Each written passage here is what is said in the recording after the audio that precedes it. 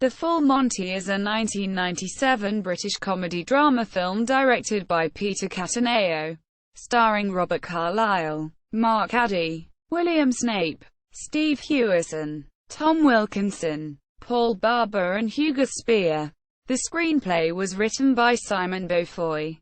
The film is set in Sheffield, England and, starting off with a travelogue of the city in 1972, tells the story of 6 unemployed men, 4 of them former steel workers, who decide to form a male striptease act, Chippendale dances, in order to gather enough money to get somewhere else and for the main character, Gaz, to be able to see his son.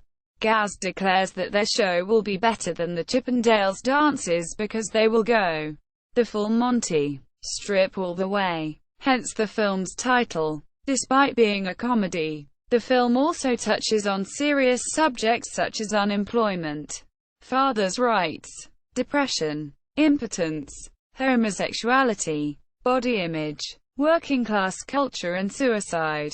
The Full Monty was a major critical success upon release and an unexpected international commercial success, grossing over $250 million from a budget of only $3.5 million. It was the highest-grossing film in the UK until it was outsold by Titanic.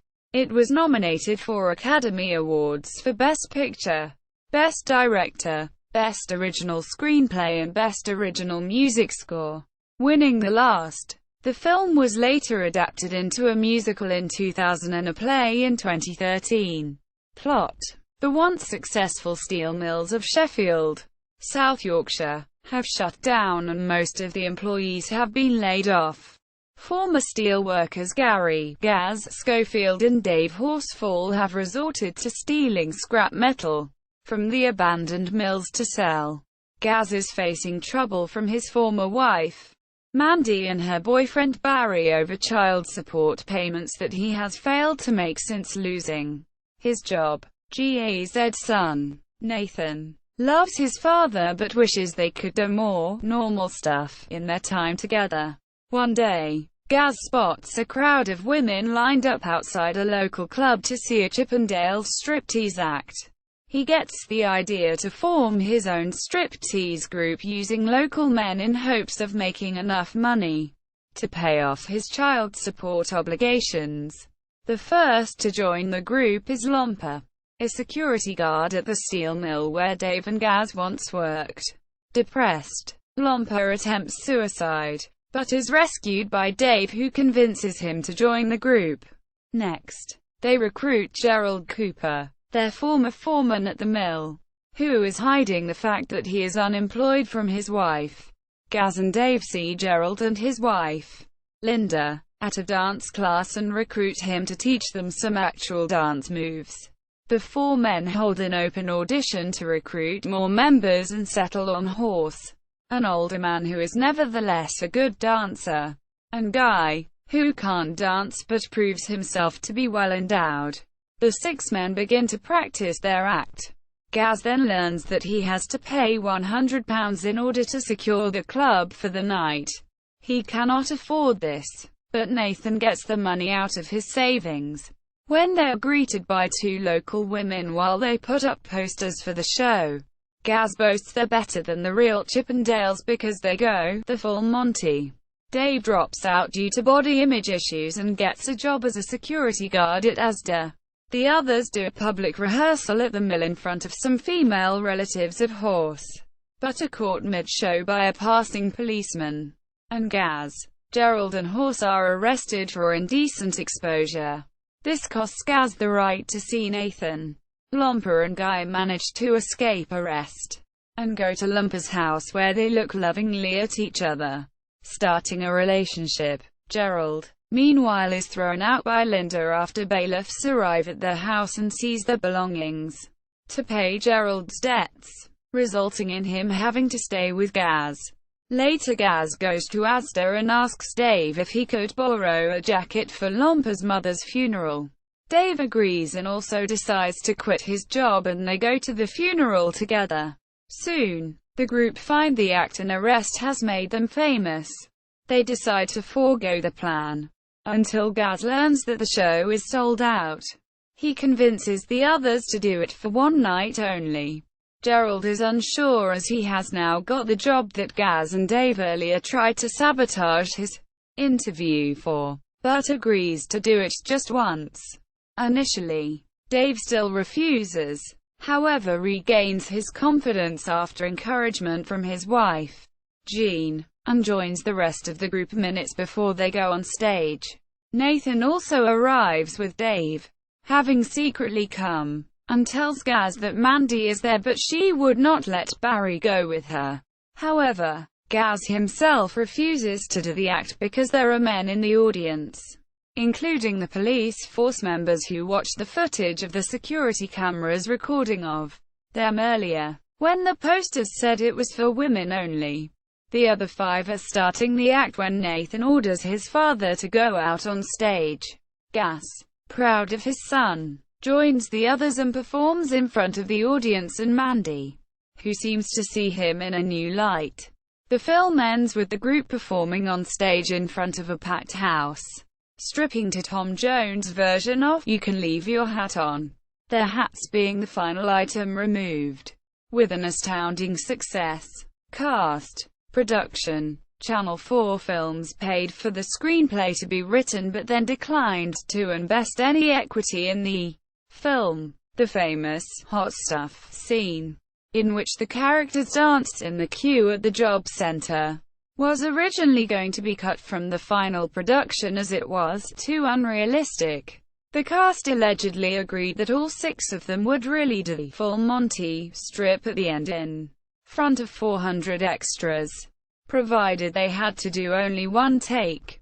Therefore, the choreographer, Suzanne Darley Grand, was hiding in front of the stage, just beyond the camera view, screaming directions at the cast during the closing scene.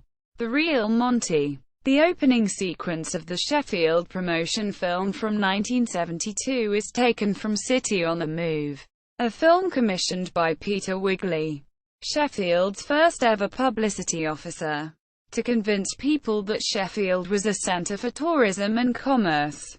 City on the Move was produced and directed by Jim and Marie-Louise Coulthard and showed a modern, thriving city that was rapidly developing thanks to the successful steel industry in Sheffield.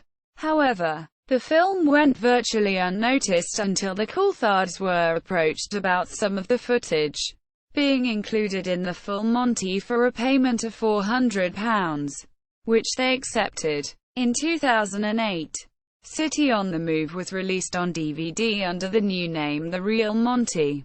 Language. The film features frequent use of British slang, and in particular the slang of Sheffield.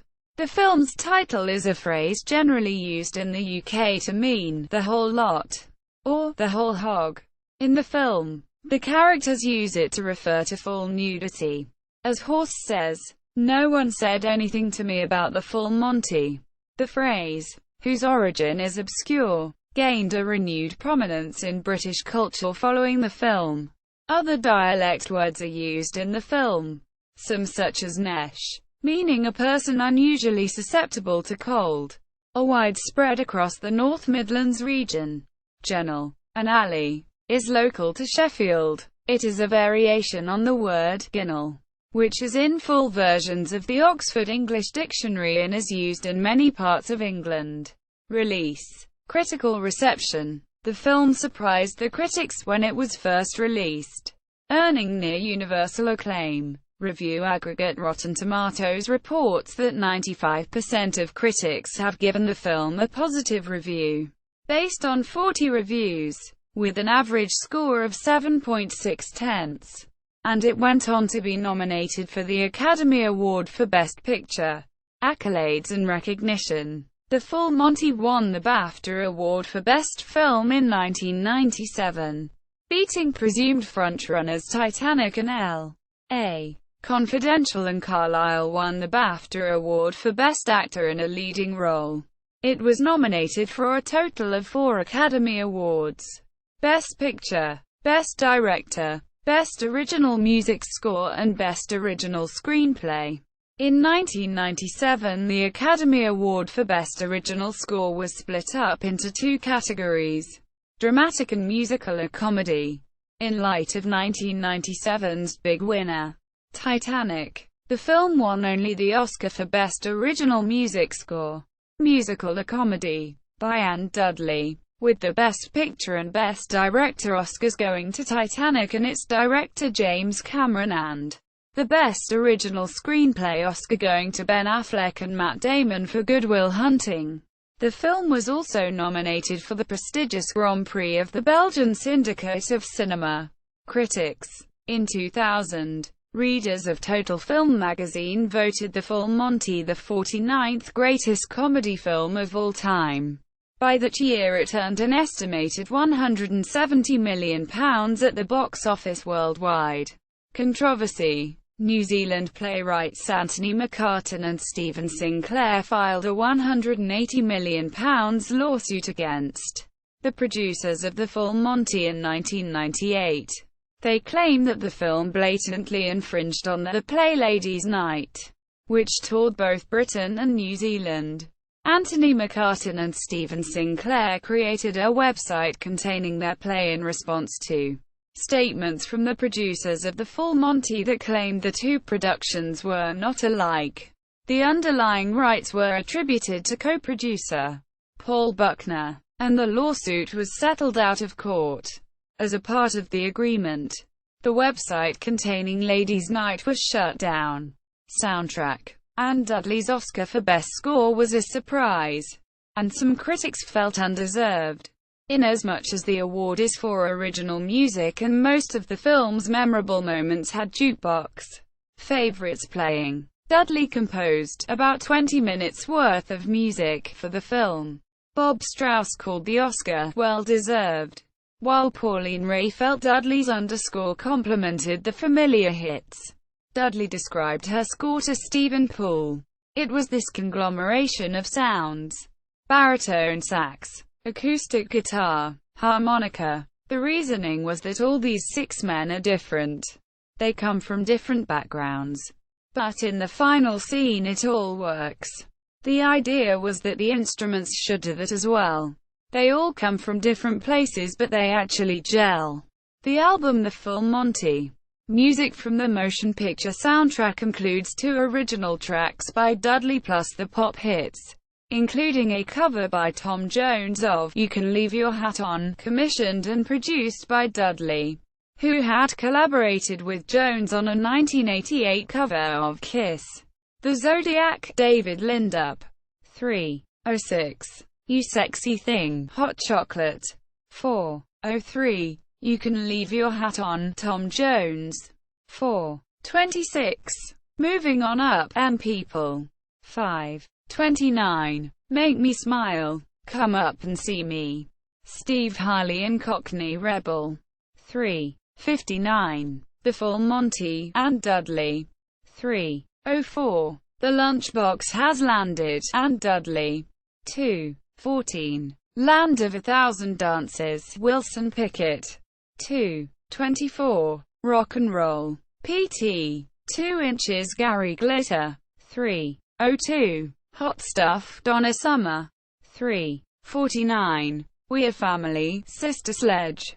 3:35. Flashdance, What a Feeling, Irene Cara. 3:49. The Stripper, Joe Loss and His Orchestra. 2:11. Stage Adaptations. The film was adapted into a 2000 Broadway musical of the same name. The characters and setting were Americanized. The musical ran in the West End at the Prince of Wales Theatre in 2002. It was also adapted into a stage play by the original screenwriter Simon Beaufoy, which opened at the Lyceum Theatre, Sheffield on 2 February 2013. Directed by Sheffield Theatre's artistic director Daniel Evans. Before embarking on a national tour, it opened in the West End at the Noel Coward Theatre on 25 February 2014.